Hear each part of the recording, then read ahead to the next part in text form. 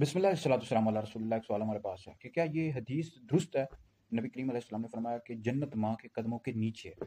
یہ حدیث نسائی شریف میں موجود ہے۔ ایک صحابی رسول نبی کریم علیہ السلام کی برگاہ میں آئے اور عرض کیا رسول اللہ، میں اللہ رب العزت کی راہ میں لڑنا چاہتا ہوں، جہاد کرنا چاحتا ہوں۔ تو آپ علیہ الصلوۃ والسلام کی برگاہ میں مشورہ کرنے کے لیے، تو حضور علیہ الصلوۃ والسلام نے فرمایا کہ کیا تمہاری ماں زندہ ہے؟ تو انہوں نے عرض کی جی ہاں یا رسول اللہ۔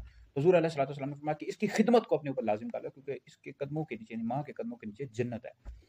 تو یعنی ماں کی جو خوشنودی ہے، رضا ہے، اور اس کے یعنی اس کی خدمت کرو گے اور اس کو راضی کرو گے، اس کو خوش کرو گے، تو اس کے قدموں کے نیچے جنت ہے، مطلب اللہ رب العزت تمہیں جنت میں داخل کرے گا۔ ٹھیک ہے جی۔ تو یاد رکھیں، اللہ رسول کی نافرمانی میں کسی بھی مخلوق کی اطاعت کرنا جائز نہیں ہے۔ اب جہاں پر اللہ رسول کی نافرمانی ہو رہی ہے، والدین آپ کو اللہ رسول کی نافرمانی کا حکم دے رہے ہیں، تو ہرگز بھی آپ والدین کا حکم نہیں مانیں گے، چاہے آپ کی والدہ حکم دے رہی ہے یا والد کہہ رہا ہے، ہرگز بھی اس کی اطاعت نہیں کی جائے گی، کیونکہ اللہ رسول کا حکم یہ ماننا فرض ہے۔